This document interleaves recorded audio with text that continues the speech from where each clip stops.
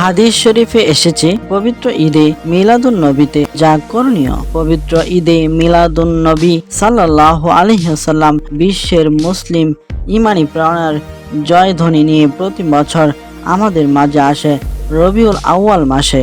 আরবি ঈদে মিলাদুন নবীর শাব্দিক অর্থ মহানবী সাল্লাল্লাহু আলাইহি সাল্লামের জন্মদিনের মহা আনন্দ উৎসব। মুসলমানরা 12ই রবিউল আউয়াল মহানবীর জন্ম দিবস ও মৃত্যু দিবস হিসেবে পালন করে, কারণ এদিনেই নবী করিম সাল্লাল্লাহু আলাইহি সাল্লাম ইন্তিকালও করেন। মিলাদ পূর্ব সামাজিক অবস্থা। সম্মানিত মুসলিয়ানি কেরাম, রাসূল করিম সাল্লাল্লাহু আলাইহি সাল্লামের শুভ আগমন উপলক্ষে পূর্ব সময়ে আল্লাহর এই প্রিয় জগৎ কলুষতায় ও নোংরামিতে ভরে উঠেছিল। সময়টিতে ইতিহাসের পাতায় আইয়ামে জাহিলিয়া তথা অন্ধকার যুগরূপে চিহ্নিত হয়েছে। আকীদা ও বিশ্বাসে, কর্মে ও আচরণে মানুষ নষ্টামি ও গোমরাহির চূড়ান্ত পর্যায়ে পৌঁছে গিয়েছিল। নির্যাতিত, নিপীড়িত, অসহায় মানুষ একজন ত্রাণকর্তা ও মুক্তিদূতের আগমনের অপেক্ষায় ছিল। তারা যেন বলেছিল, ওহে প্রভু, জালিম প্রধান এই জনপদ থেকে আপনি আমাদের মুক্তি দিন, আর আপনার পক্ষ থেকে আমাদের জন্য একজন তত্ত্বাবধানকারী ও সাহায্যকারী পাঠিয়ে দিন।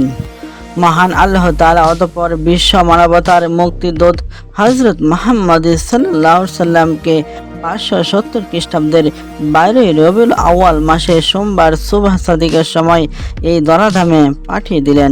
তিনি এলেন ঘোর তকমা তথা গভীর অন্ধকার আলো হয়ে।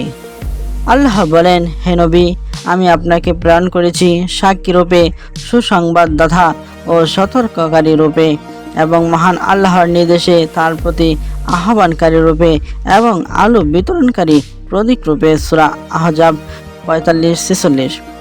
যে সময়ে তিনি এলেন সেই সময়ে মা আমিনার ঘর থেকে নূরের ঝুলকি বের হয়ে সুদূর সিরিয়া পর্যন্ত আলোকিত করে দিয়েছিল।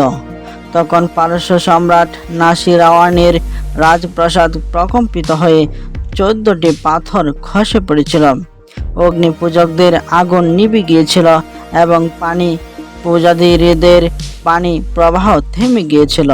শুকরিয়া জ্ঞাপন ও আল্লাহর বন্দিগি করা আমাদের কর্তব্য। এ জগতে মহান আল্লাহর নিয়ামতের অন্ত নেই। সব নিয়ামতের সেরা নিয়ামত হলেন প্রিয় নবী সাল্লাল্লাহু আলাইহি ওয়াসাল্লাম। সেজন্য নিয়ামত দাতা মহান আল্লাহর দরবারে শুকরিয়া জ্ঞাপন করা আমাদের অকল্পনীয় কর্তব্য। আল্লাহ তাআলা বলেন, তোমরা আমার কৃতজ্ঞতা জ্ঞাপন করো, আমার প্রতি অকৃতজ্ঞ হয় না। সূরা বাকারা 152 নম্বর আয়াত। মহান আল্লাহ তাআলা ইবাদত, বন্দেগী ও আনুগত্য আমাদের জীবন পরিচালনা করা অপরিহার্য দায়িত্ব। রাসূল করিম সাল্লাল্লাহু আলাইহি সাল্লাম সম্পর্কে অধিকতর জ্ঞান অর্জন করা আল্লাহর সন্তুষ্টি অর্জনের একমাত্র মাধ্যম প্রিয় নবী সাল্লাল্লাহু আলাইহি সাল্লাম। সুতরাং তাকে জানা ও চেনা, তার মর্যাদা ও সম্মান বিষয়ে অবগত হওয়া এবং তার সুমহান চরিত্র সম্পর্কে ধারণা লাভ করা আমাদের অবশ্যই কর্তব্য। জন্ম উপলক্ষে আনন্দ প্রকাশ। প্রিয় নবী সাল্লাল্লাহু আলাইহি সাল্লামের শুভ আগমনে অকৃপণ ও বিশাল উদারতার আনন্দ প্রকাশ করা আমাদের জন্য পরম কল্যাণকর। হাদিসে এসেছে, প্রিয় নবী সাল্লাল্লাহু আলাইহি সাল্লামের জন্মের সংবাদ শুনে তার চাচা আবু লাহাব তার দাসী সুরাইয়াকে মুক্ত করে দিয়েছিল। তার ফলে এখনো প্রতি সোমবার তার কবরের শাস্তি কিছুটা হালকা ও আসানি হয়। মহান আল্লাহ তাআলা বলেছেন, বলুন, আল্লাহর দয়া অনুগ্রহ পেয়ে তারা যেন অবশ্যই আনন্দ প্রকাশ করে। তারা যা সঞ্চয় করে তা থেকে এটি বহুগুণ বেশি কল্যাণকর। সূরা ইউনূস 58 নম্বর আয়াত। রাসূল করিম সাল্লাল্লাহু আলাইহি সাল্লামের প্রতি মহব্বত পোষণ করা। বিশ্বনবী হযরত মুহাম্মদ সাল্লাল্লাহু আলাইহি সাল্লামের প্রতি মহব্বত ও ভালোবাসা পোষণ করা ঈমানের পূর্ব শর্ত। এটি আল্লাহর মহব্বত ও ভালোবাসা প্রাপ্তির একমাত্র মাধ্যম। রাসূল করিম সাল্লাল্লাহু আলাইহি সাল্লাম বলেছেন, তোমাদের কেউ ততক্ষণ ঈমানদার হবে না যতক্ষণ তার পিতামাতা, সন্তান সন্ততি ও সব কিছুর চেয়ে রাসূল সাল্লাল্লাহু আলাইহি সাল্লামকে সবচেয়ে বেশি ভালোবাসবে।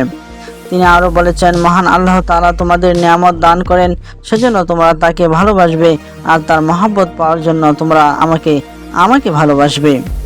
রাসূল করিম সাল্লাল্লাহু আলাইহি সাল্লাম অনুসরণের জীবন পরিচালনা করে প্রিয় নবী সাল্লাল্লাহু আলাইহি সাল্লাম ইত্তিবা ও সর্বাঙ্গীন অনুসরণ আমাদের কর্তব্য। আল্লাহ কোরআন মাজিদে উল্লেখ করেছেন, বলুন, তোমরা যদি আল্লাহকে মহব্বত করে থাকো তাহলে তোমরা আমার ইত্তেবা ও অনুসরণ করো, তাহলে আল্লাহ তোমাদের ভালোবাসবেন এবং তোমাদের পাপগুলো ক্ষমা করে দিবেন। মহান আল্লাহ তাআলা আমাদেরকে এই কথাগুলোর উপর আমল করার তৌফিক দান করুন এবং এই দিন, বিশেষ দিন উপলক্ষে আমরা যেন বেশি বেশি দরুদ শরীফ পাঠ করি এবং সেই আমলটি সারা বছর চালিয়ে যেতে পারি। মহান আল্লাহ তাআলা আমাদেরকে সেই তৌফিক দান করুন।